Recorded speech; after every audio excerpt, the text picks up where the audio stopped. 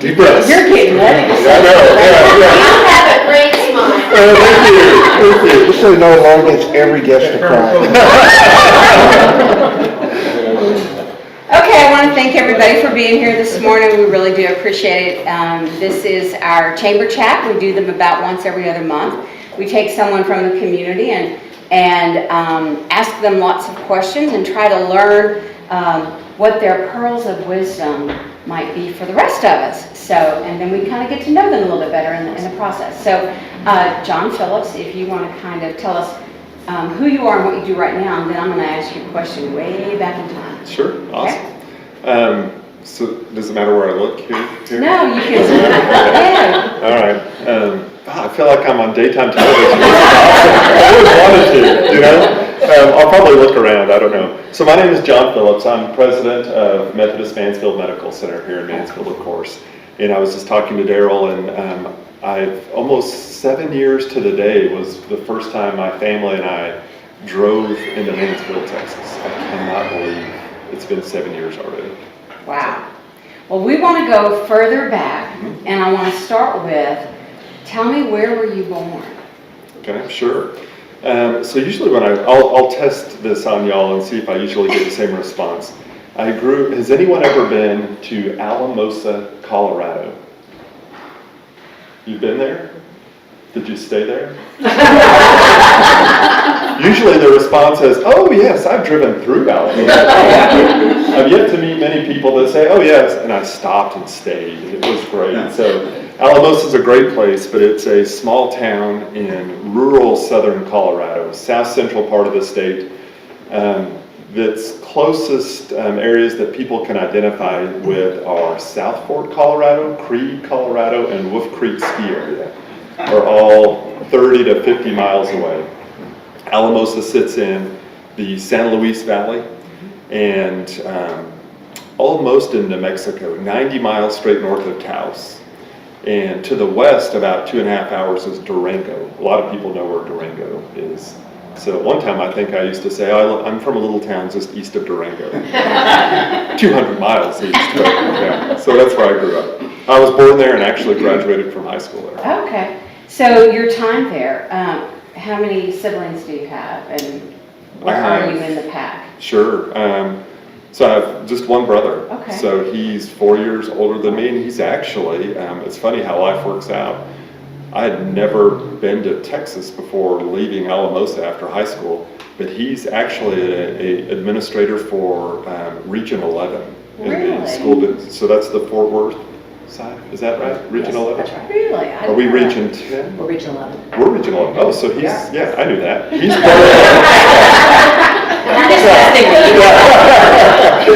he lives over in Joshua now, so not too far from me. Okay. And your parents, are they still in Colorado? No, they're both in Texas as well. Okay. Yeah, so they retired, and my dad was a truck driver in the valley. The valley, as we call it, San Luis Valley, was rich in agriculture and ranching. Yeah. So he grew up in a truck driving family, and his dad built a business in the valley.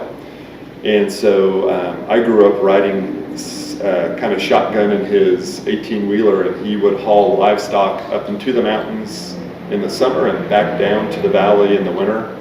And then in the deep winter, produce from the valley, potatoes and hay are the two big crops in the San Luis Valley. And he would take those south to Santa Fe, Albuquerque, and all the way to Las Cruces, or kind of his areas.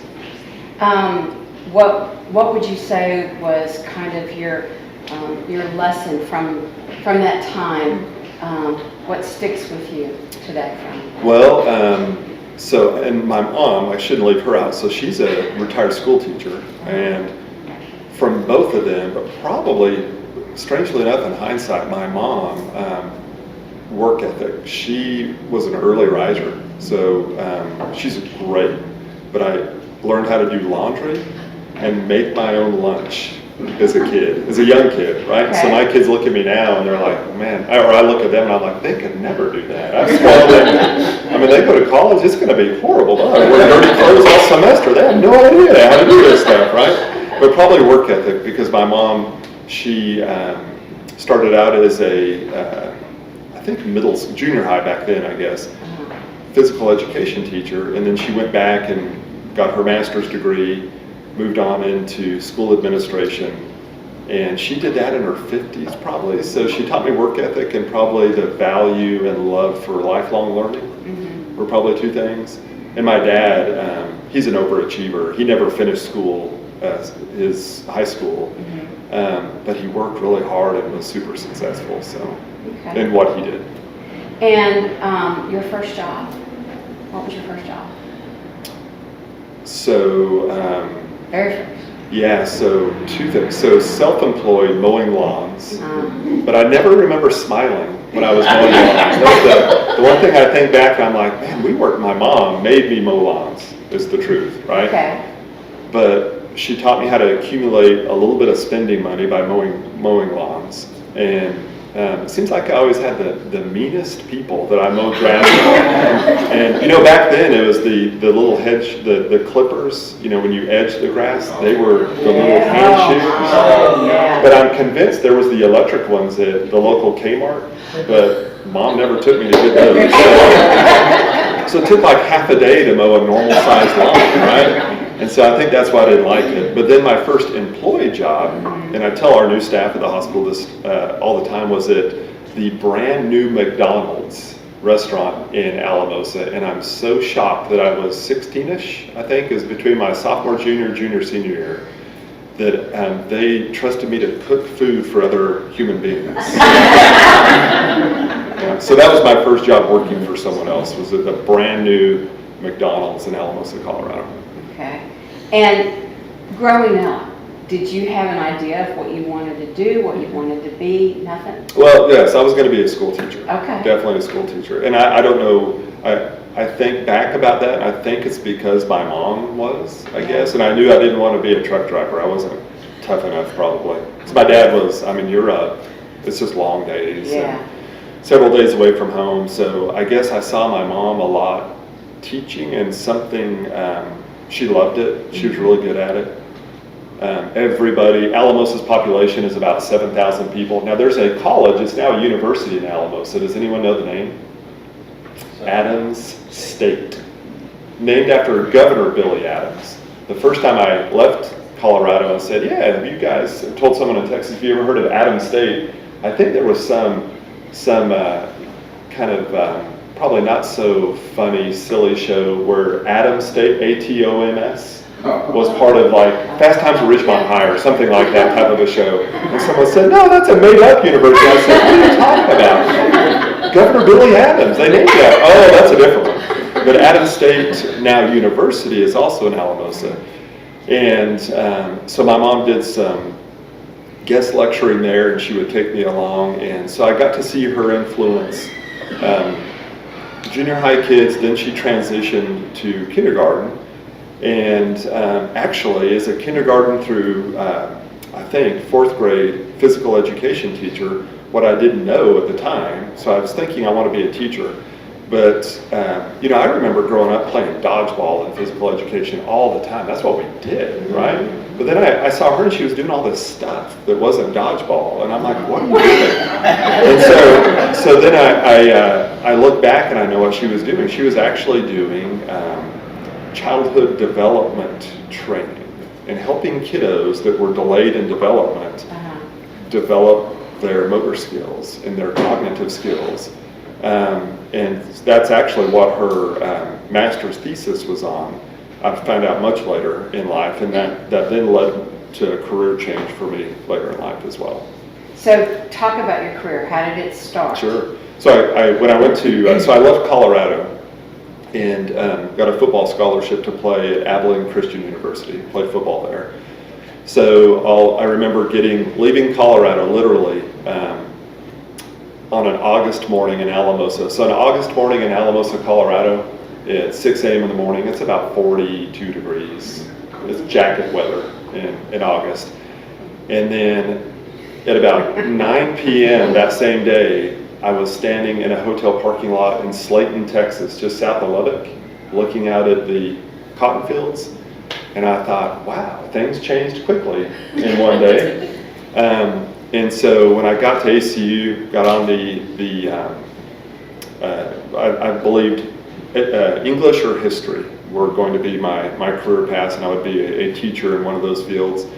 But then the more I was on the football, or more time I spent playing football at ACU and got to be around sports medicine, I thought, well, maybe healthcare is a cool thing. And we had an orthopedic surgeon who was our team doctor, and he kind of took me under his wing, and he said, you know, why don't you be an orthopedic surgeon? And I worked with him some, and he asked a lot of questions. I like to ask a lot of questions. I'm not very good at this, but someone said, you know, be like an elephant, big ears and a little mouth. And I thought, I need to remember that. Listen more and talk less, you know. I'm not very good at that, but at least I remember that story. You remember the story. But so I asked him a lot of questions, and the more I asked him about, so how happy are you? And he was a great guy, Dr. Shannon Holloway. He's since passed away. I never felt really good about his responses, and then I started thinking about my mom and physical education, and long story short, with Dr. Holloway's direction, I got on the physical therapy track. So that sent me from ACU. I was at ACU, I was on the 5-year plan at ACU, yeah. Redshirted my first year, played 4 years of football there, and then applied to physical therapy school and got in at UT Southwestern here in Dallas. And spent 2.5 years at UT Southwestern and became a physical therapist, and then that got me into healthcare. Okay. Is there a point in your life that, usually there is, in somebody's life, there's a point where you come to a crossroad, and you don't realize it at the time, but you look at it and you look back on it and you go, wow, if that hadn't happened, I wouldn't be where I am, and all along the way. So was there ever a crossroad or something that you made a decision or did something and it took you completely different path? Or Probably two things that I can think of that have been most, I think,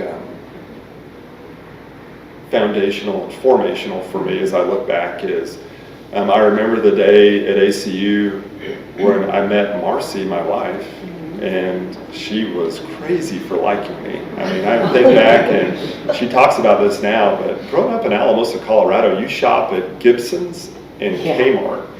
And so apparently when I showed up at ACU, my pants didn't quite go all the way down to my tennis shoes, so there was a gap. I think they call those high waters.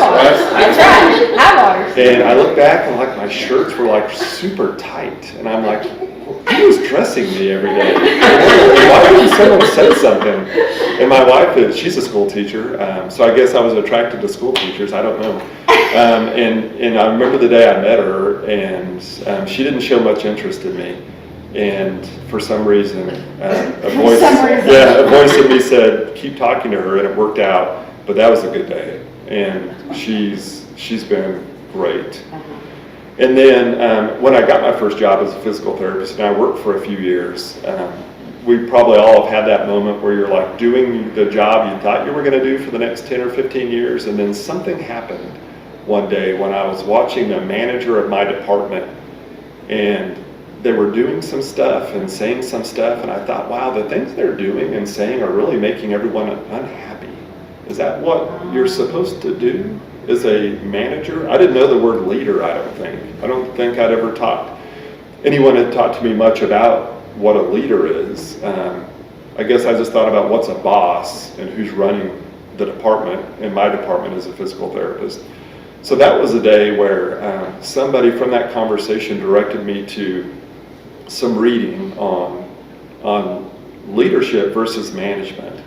And the whole leadership concept and how you can lead people, an organization, and actually influence their life in a positive way so they actually enjoy what they do and enjoy life was fascinating to me. Because at the time, I worked at a great place, but I just wasn't seeing it. Didn't feel like I was seeing it. In retrospect, maybe I was just young and selfish, I don't know, but I just didn't feel like I was seeing it. So that was the day I decided, okay, I'm not going to do physical therapy at the bedside for the rest of my life. I think I'm going to do something different. And then my wife was very supportive of that. it required going back to school for quite a long time, and she was very supportive of that. Okay, so when did that happen, and what was going on in your life at that time? So you were married? Yeah, married, and I was working in a hospital as a physical therapist, going into patient rooms and helping patients in the hospital setting. Because of my sports background, also the hospital where I was working said, we want to start a sports medicine program, and you look like you could do it. And actually the qualifications were I was tall, relatively lean, and I had played football. That's all. In retrospect, they're like, I didn't know anything, and they knew it, right? But people like me, so they said, go start a sports medicine program. So I was kind of doing both things, and starting the sports medicine program, it was my first introduction into, I've got to learn how to put together a business plan and do some business things. So I went to my boss, who was the vice president of the hospital, and said, I think I need some more training. My physical therapy training didn't quite cut it. I have some English classes, some history classes, a lot of biology and physical therapy, but that doesn't teach me how to read a profit loss statement and stuff like that. So he said, you need to go back and get your master's in healthcare administration. And that was at a time in the industry. Some of you know this, right? In all of our industries, there's those ebbs and flows of while things are going really well, then all of a sudden legislation in healthcare usually is what does it to us, in my experience at least. Rocks everyone's world, and you're really uncertain about your future. Well, that was at this time, and some legislation had passed that made me believe, I may not want to be in healthcare the rest of my life because I actually want to feed my family and not be out of a job, for an extended period of time. So I went against his advice, and I went back and got my master's in business administration. And that took, so I kept my full-time job. I went to night and weekend classes at a university to get my MBA. And about a year into it, I thought, what am I doing? This is good, but this is not healthcare focused. My MBA was felt like industry focused. And it's funny, I remember the instructor, he was retired from one of my instructors was a retired president of the Federal Reserve Bank in Virginia. And he was teaching us macroeconomics. And he was speaking a totally different language than I ever heard. And I was so unhappy and miserable. I was getting bad grades. And then we started talking about widgets. And does anyone know what a widget is? I had no idea what a widget was, right? So back then I couldn't Google a widget, right? So I had to pull aside a guy and I said, and he was in the tire manufacturing industry. I said, what's a widget? And he just laughed. He said, I could tell you didn't know. And so I didn't understand manufacturing and industry and whatnot, but I got through my MBA. And I think before I finished my MBA, I made the decision I'm going back again and getting my master's in healthcare administration. So I did that. I finished my MBA, took a couple months off, and then went to San Antonio to Trinity University. And Trinity University has a great master's in healthcare administration program. They've trained and educated some of the rock stars of healthcare administration. Did you know there was such a thing? Like the Mick Jagger and the John Bon Jovi administration. They went to Trinity. But really people like some of the great folks in Texas healthcare that have started the biggest health systems in the state. And some of the biggest health systems in the country have gone to Trinity. So I went. And it was so fun because I knew I was doing what I wanted to do for the rest of my career. When my first day at Trinity, and I'm in classes, and I'm just so excited. It was so fun, and I'm an adult learner now, and I'm I don't know if y'all have had this experience, but as an adult learner, sometimes it's so much more rewarding. It's like, wow, what happens to the human brain? But I was in my, late 20s, maybe right around 30, and it was just like, this is what I need to do. So that then took me on the path towards healthcare administration, which is what I do now. Okay. Is there any one person that had a major impact on your life? Yeah, several. A gentleman named Michael Waters, he was the CEO of the hospital in Abilene that recruited me out of physical therapy school. And Mike Waters is pretty legendary in healthcare. He lives here in Dallas now, he's retired. But he took me as a bedside physical therapist and mentored me and helped me get to where I am today. His replacement is a gentleman named Tim Lancaster. Tim's from Lubbock. And he's awesome. He still is the CEO of Hendrick Health System in West Texas today, and he still contacts me all the time. And then a gentleman in East Texas in a city called Texarkana, Texas, Chris Karam, and he's the CEO of a health system that covers Northeast Texas, Southwest Arkansas, and Northwest Louisiana. I think I got that all right. And so he's over that area, and so he calls me probably, or sends me a text once a week, and is very influential in my life. What is it about those three? Yeah. What did they impart on you? Well, all a little bit different things, but the one thing in common, I think, is I kind of going back to something I said earlier that I'm attracted to, and sometimes it can be a flaw, I think, in my character, but they believe that you can lead large, successful organizations and people can be happy and really enjoy what they do. They don't lead by intimidation, they lead by motivation, high accountability. They have extremely high accountability and high standards. But I guess what I liked about them is I felt like they motivated me to do my best when I worked for them. And I went home happy most days, right? And so I felt like I was striving to be the best, yet I never felt like I was in a weird position of being intimidated by leaders. They didn't tolerate that in their organizations. So it's just a great culture. That's when I learned actually from all of them at different times, but especially from Chris Karam. I learned what an amazing culture is like. Actually working for him, the health system that I just mentioned up in Northeast Texas, Louisiana, and Arkansas, in 2000, just before I came here, I'd spent about 5 years with him. So I came here in 2011. In 2009 or 10, we were awarded the best place to work in the nation in healthcare for hospitals by a Chicago organization called Modern Healthcare. And that was legitimate. It was palpable how rewarding it was to work in that organization. Okay. I'm just thinking about all that. So, if you were to give someone advice, no matter where they were in their career, at what stage, what's your number one thing? What's your motto? What is it that you live by? Let me think about that for a moment. So I think probably the advice that,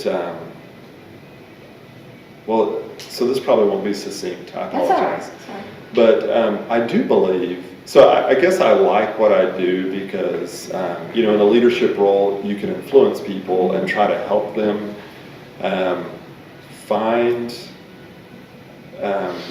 find happiness and find value and meaning, there we go, in what they do. And I do like to work. I think work is, I don't ever want to retire, I don't think. I think working your entire life brings, in my personal opinion, brings total meaning to life. Purpose. I mean, purpose. And my daughter, she's a 17-year-old at Mansfield High School. Like when she hears me say this, she's like, "You're crazy, right?" I mean, why would you want to work the rest of your life? And I sit back and I think, okay, before you respond, think about how you thought when you were 17.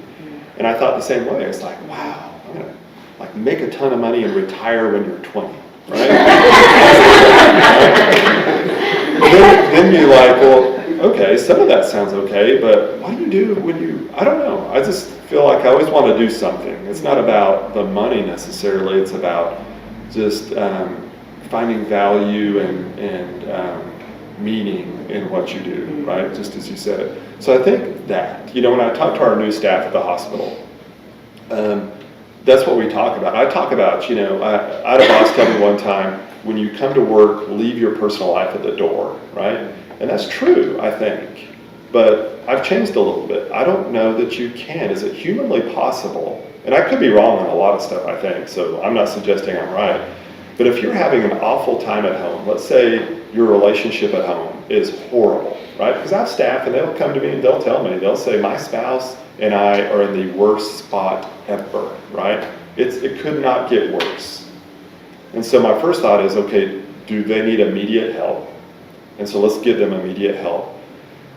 But if not, then it's like, well, okay, so I can't expect you to leave that at the door. I don't even think that's fair, in my opinion, to ask them to do that, because I'm asking them, okay, pretend at work that you're something that is not happening, right?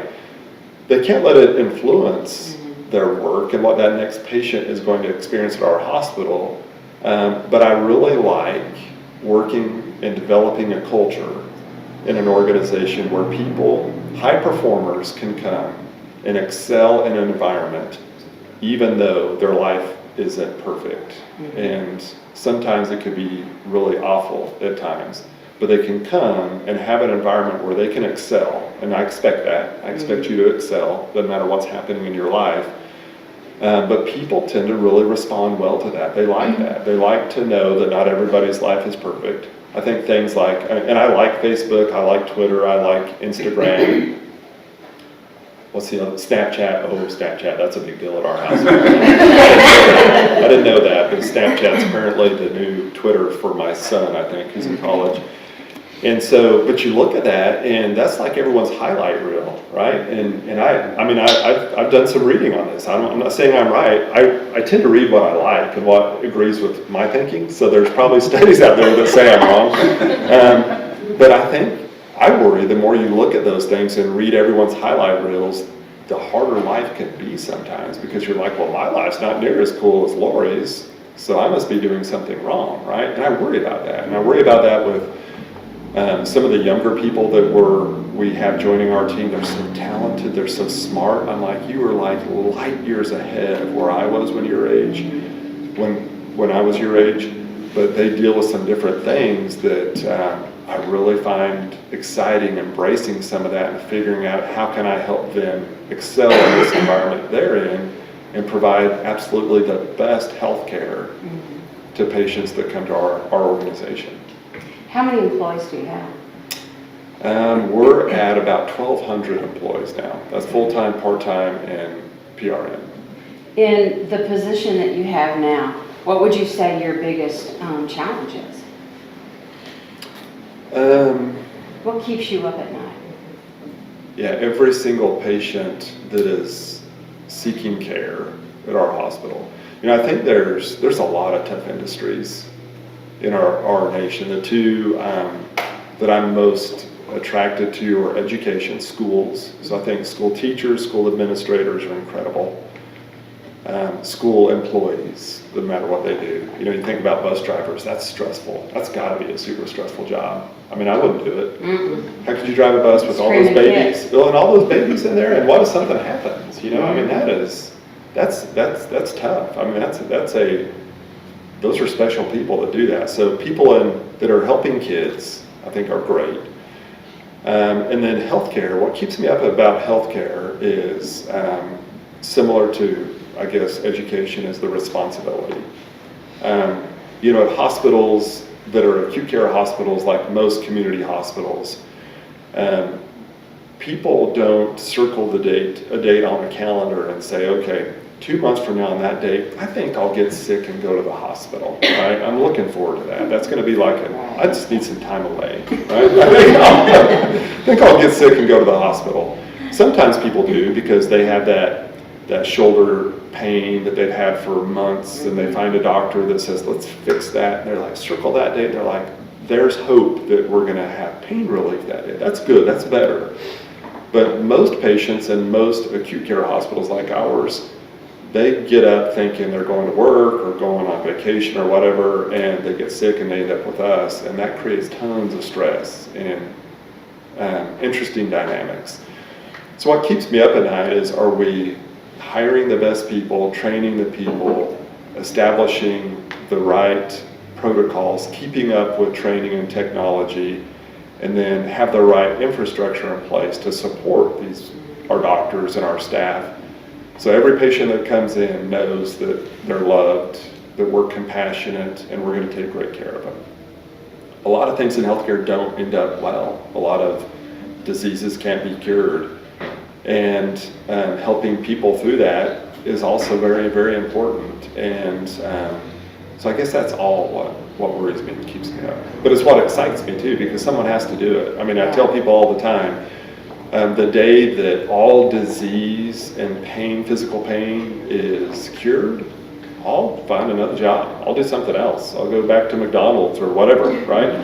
Until that day, though, this is our opportunity and our challenge is to help people when oftentimes they're at their worst. I mean, I have so many stories, could tell you so many stories of our hospital here and other places where I've been where literally life-changing things happen to people. I mean, they wake up and they can't move one whole side of their body. That's not a good day, right?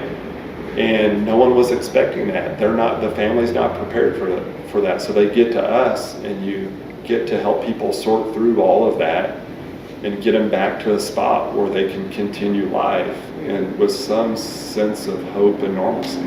Yeah, I find it interesting because not only do you have the challenges of running a business per se, staff, management, all of that, but it's the human element in healthcare that even complicates it more. Because it does affect, not only are your patients affected, but staff that has to deal with that and work with that on a continuing basis. Yeah, most definitely. And so, you know, I think sometime earlier, what worries me about me is what I'm just genetically wired, I think, to want people to feel that they're valued, right?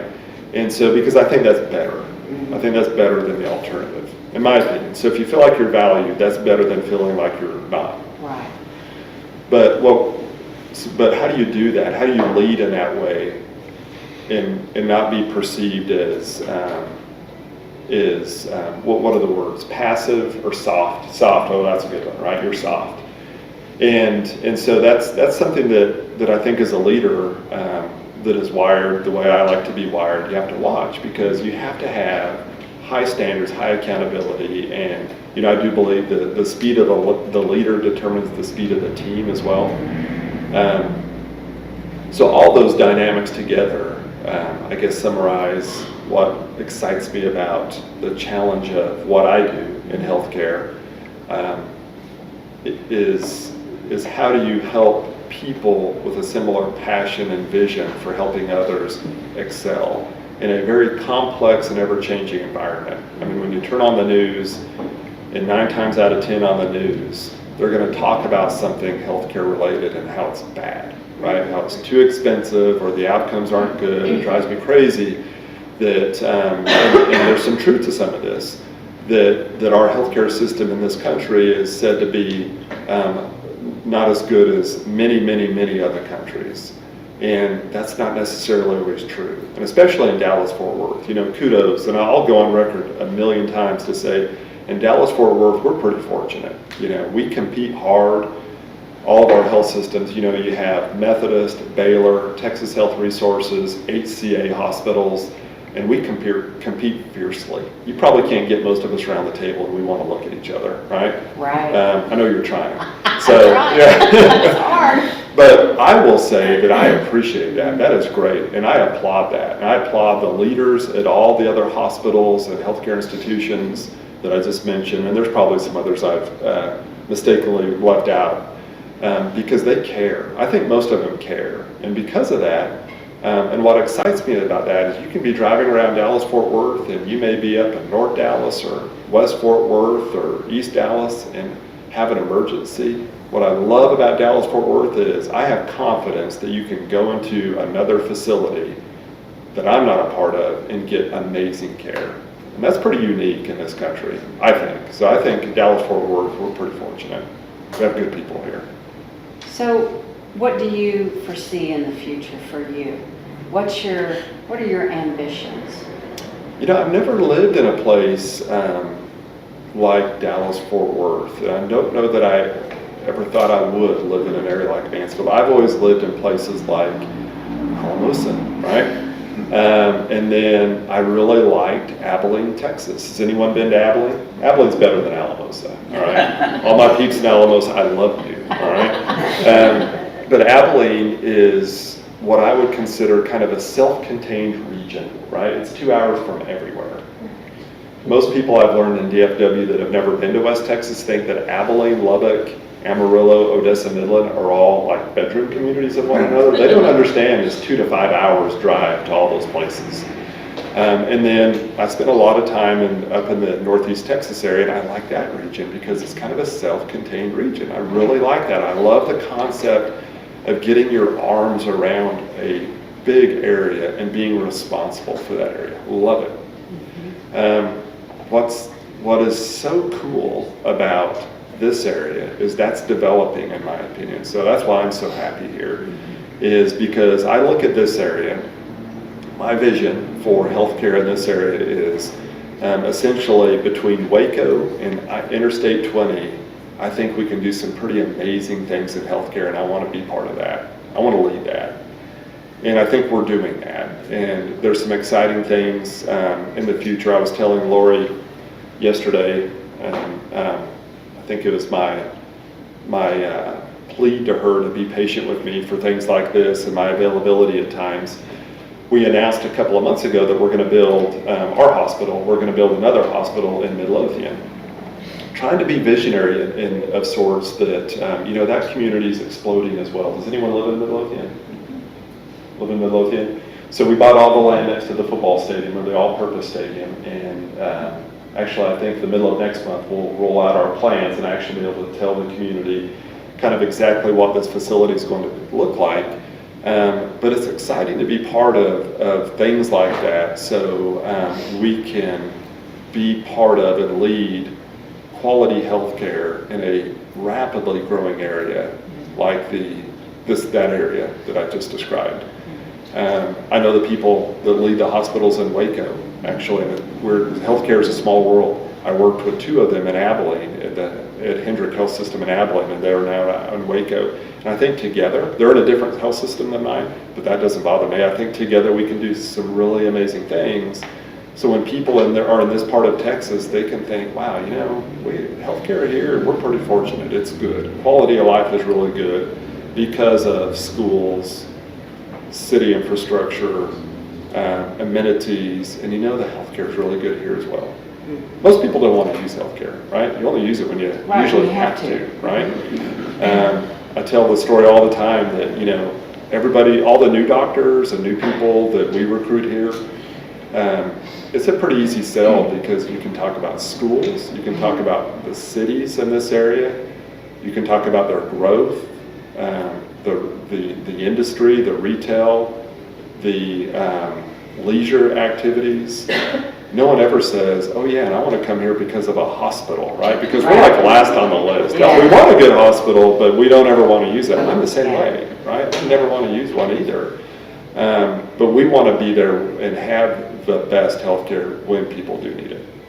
I have one last question for you before we turn it over to everybody else to ask your question. So start thinking. Get some softballs. So yeah, you're ready. But one of the things that I appreciate about you is that you're a very deep thinker. You're very... Well, this is where my kids would totally go like ankle leap?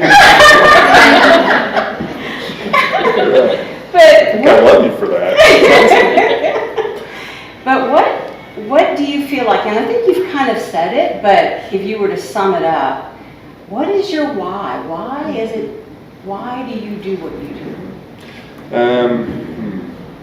So this won't be very succinct either, but it may get more succinct as I think here for a second. But I'm extremely introverted. Extremely introverted. This is painful for me. And I'll never forget the first time Mike Waters from Hendrick and Abilene got me in front of a group of people to speak. The first thing I thought of was everyone in Alamosa would be shocked that I am opening my mouth in front of a group of people because I'd never done that. And so my why, I guess, is partly related to that. Maybe two parts to this is I've found it very rewarding to grow in life, right? And that may be, I don't know, that's a continual theme, and that I'm happy when I'm growing, right? And growing for me is growing as to be a better person. And so today I get the opportunity to be better than I was yesterday. And I define better, I think, is helping other people, right? And I'm really upset and bothered whenever you have those moments and you're just not your best self, right? And this isn't very deep thinking, but I do know that I don't feel good when I make people feel bad, so why do that, right? And so, you all have counseled and probably terminated someone from your organization. Don't you love that word, terminate, right? But you've had to let people go, but so you do that sometimes, but that doesn't mean that they're not a good person or a valuable human being. So yes, you don't fit in my organization anymore and you have to leave and it's not negotiable. So what are you going to do next, right? I mean, when I see you on the street, I don't want you to look at me and say you are an inhumane jerk. Right. You might, but I'm not going to give you a reason to. You may come to that conclusion on your own, but I'm not going to do anything to make you feel devalued as an individual. So that's one part of the why, is continue to grow as a person, to be better and to make things better. And then lastly, I drove by hospitals as a kid. I remember going into the San Luis Valley Regional Medical Center in Alamosa, Colorado, and it stunk.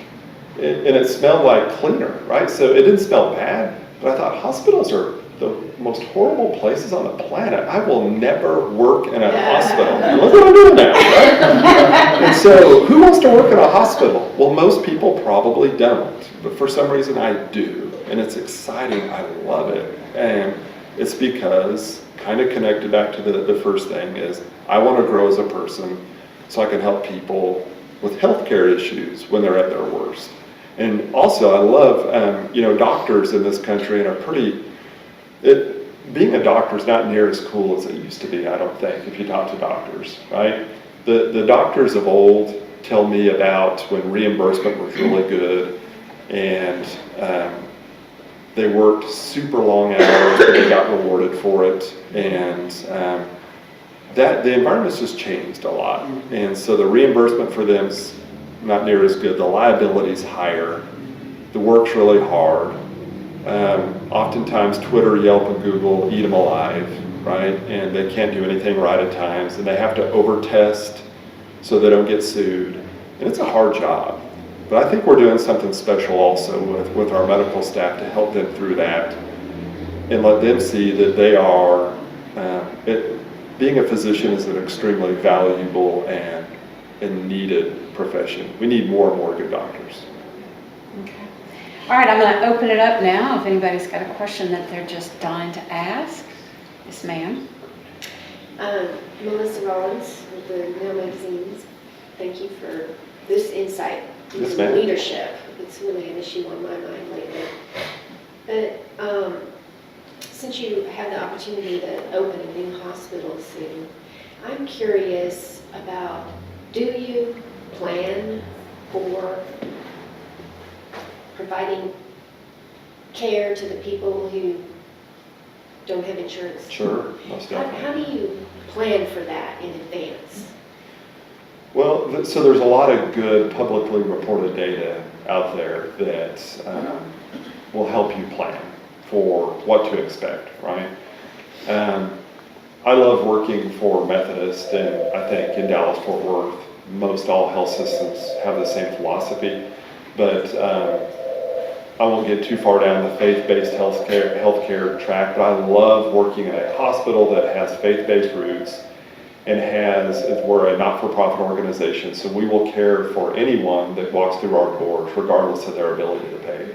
Now, we'll work our tails off to get them insured as well, because there's so many plans out there that people can take advantage of. Sometimes they don't know how to do it, they don't have the resources to investigate and get coverage, and sometimes people don't put the effort into it. That's just life, I guess, right? So we have people that do that. They go out there and hustle to try to make people get people coverage. Then we have a process where we'll take people that have tried all that but just don't have the means to pay for care. We'll take them through a process, and if they qualify for charity care, we just provide care for free. Now there's a balance there, right? We have people that work at the state and federal level on policy to try to inform healthcare policy to get more people insurance coverage as well, to make that job on all of our hospitals a little bit easier. I serve on a Texas Hospital Association board that is doing just that. it's kind of a state policy and guideline board. One of the big things that we've been wrestling with for a long time is Medicaid expansion, because we have a pretty bad track record in Texas of covering and expanding Medicaid. If we did that, more and more patients walking through our doors would have coverage, which would help all the hospitals, not just our hospital, but all of them, be able to provide more care to the uninsured. Okay, anybody else? Yes? Name's Bob Gooseman with now Danny Gooseman Realty. All right. Two-part question. The first one's simple. What position did you play? Oh, yeah. So y'all will have to go. I'm so old that you can't Google this. All right, I'm not even on Google. But I was recruited as a tight end. Okay. In Alamosa. That's exactly the position. I mean, big guy. Well, but here's the rest of the story. So about 5 minutes into my football career at Abilene Christian, I realized I'm never going to play a snap at tight end. So we had like 7 upperclassmen that were all tight ends that were better than me. It's taken me a long time to say that. But they were better. And so there were a lot of injuries on the offensive line. So as a freshman, I played right guard as a 240-pound guard. I mean, that's like a running back anymore. Yeah. So, but at my heaviest, I grew quite a bit in college. Grew this direction. So my last 2 years, I was a 275 to 280-pound offensive lineman. Yeah.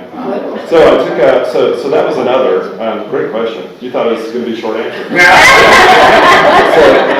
I don't get the second part of it. My senior year, we were playing North Texas, at North Texas. And so I was 200, probably close to 280 at that time. And I just remember this feeling in my leg, and I couldn't stand anymore. And I looked down, and I had broken my tibia, and it had just snapped. And I thought, well, that's not normal, but it did hurt, right? It's the strangest thing. The body, my body said, okay, this is extremely painful. John can't take it, so brain shut off, right?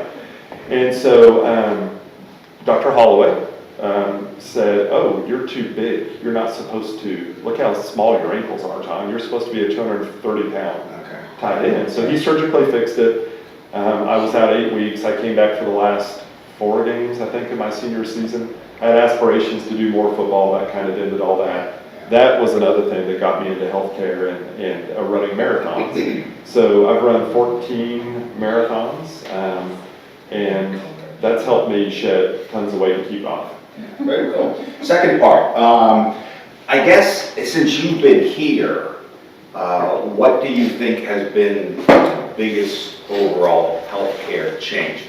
On our side, I mean, at least for me and people I know, it's deductibles. Mm-hmm. Our deductibles went from, $500 maybe to $6,000-7,000 now. What do you see on your side as the biggest change? Yeah, I think that's it. I think you probably hit the nail on the head. That's close to it, I would say. So that's kind of back to your point. We see a lot of people with insurance that can't afford healthcare, right? And that's why we're doing things at Methodist where, you'll see a lot of the freestanding emergency departments opening all over the place. Lots of them. And that's my opinion. Now, it's an opinion of one, right? You see so many of those in communities like ours in Mansfield and other well-insured, more affluent communities, because it's a great business opportunity for those people opening those organizations, those freestanding emergency departments. We've chosen to open urgent care centers to help that situation that you just talked about. So we have an urgent care center that's about a year old by Jason's Deli on 287. The average cost of an ER visit in our country roughly is about $2,200-2,300 a visit. Okay, so that's the really sick patient to the patient that walks in and needs a stitch in their femur, right? So that's an average number, kind of a dangerous number to throw out there. An urgent care visit is closer to $250, right? So you do the math, and if you're going to be responsible as a healthcare leader, now this is hard because I don't get rewarded for doing this by anybody per se at this point, but we're still on a fee-for-service model in this country. where I'm rewarded for building a freestanding emergency department and getting as many people to come to me for whatever their condition, and then getting that $2,200 reimbursement. It's a little harder to build an urgent care center and get $200 for that ER visit because I did the right thing, or for that urgent care visit, I'm sorry. I did the right thing. You're helping keep costs lower, but there's no one lining up saying, okay, let's stop building freestanding ERs, right? Texas is not a certificate of need state. In certificate of need states, you have to get the government's permission to build something like a freestanding ER or another hospital. In Texas, you can pretty much build whatever you want and open it as long as you meet the licensing regulations for whatever you're building. That is the interesting thing about Texas, and I'm not anti this per se, but I just wish there was a little bit more thinking and collaboration and planning around the proliferation of unnecessary brick and mortar structures. Big, beautiful one, probably cost them a ton of money, and they closed it down within a year and a half. Year and a half, yeah. Yeah. Yeah, so you drive around Dallas-Fort Worth and there's at least 2 more by that same company. One up in Frisco, right off the tollway, and one, the Colony or somewhere, Colleyville or the Colony. I got my C communities mixed up. But another vacant building just like that. Same company, beautiful buildings. Yes, ma'am. Thank you. D. Davy with Davy Eastman Realty. What book made the biggest impact on your life? So I have 3. Okay. And this changes all the time. But the book that I mentioned to Lori, no one else has read except for us healthcare geeks. There's a gentleman named Quint Studer, and he's just a normal person. And so I could relate to him just being a normal person. And he wrote a book on leading hospitals, essentially.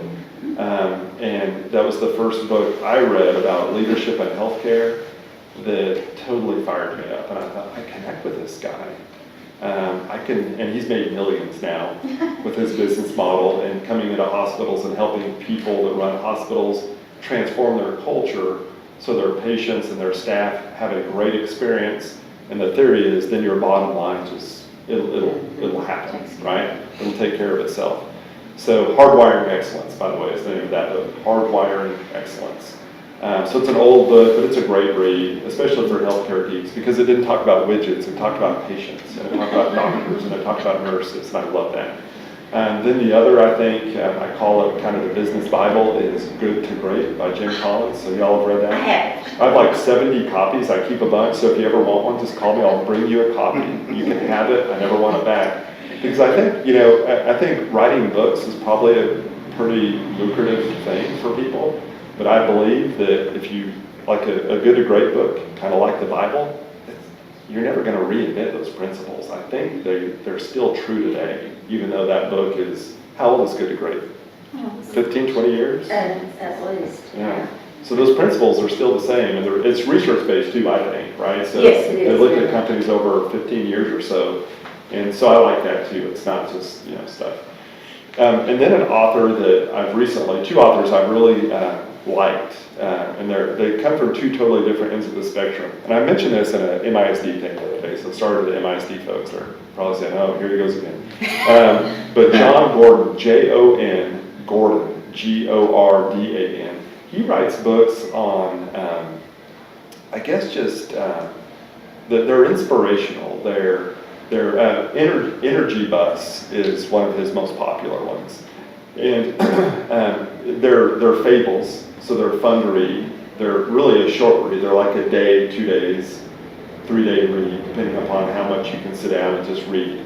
But they're really good. I mean, and you see what I like about John Gordon is, for some reason, athletic teams, collegiate and professional athletic teams have really identified with him. He was a lacrosse player up in an Ivy League school growing up. So I think that's some of the connection. But I love to see these very successful sport teams that have adopted his practices and how they're so successful. You love to see like March Madness, this is a great time to see. You can tell the culture of a team, right? By when the favorite loses, okay, and the underdog beats them.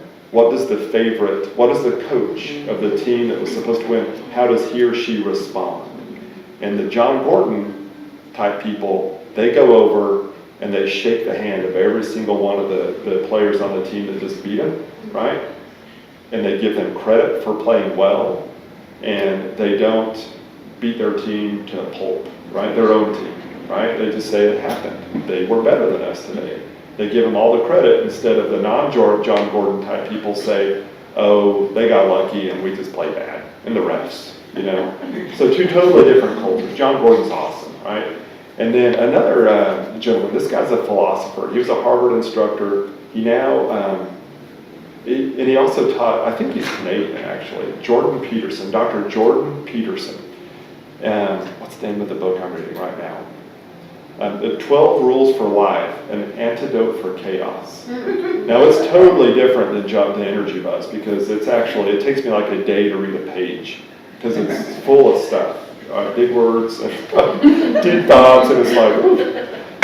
But that's a really good book as well.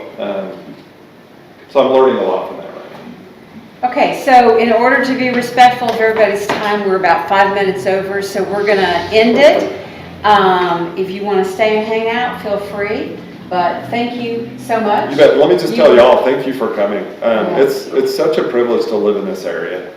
It's such a privilege to be part of a communities that we all serve in. I look around the room, y'all should be sitting up here. I shouldn't be sitting up here. So you are the wealth of knowledge. So thanks for what you do every day to make your circle better, right?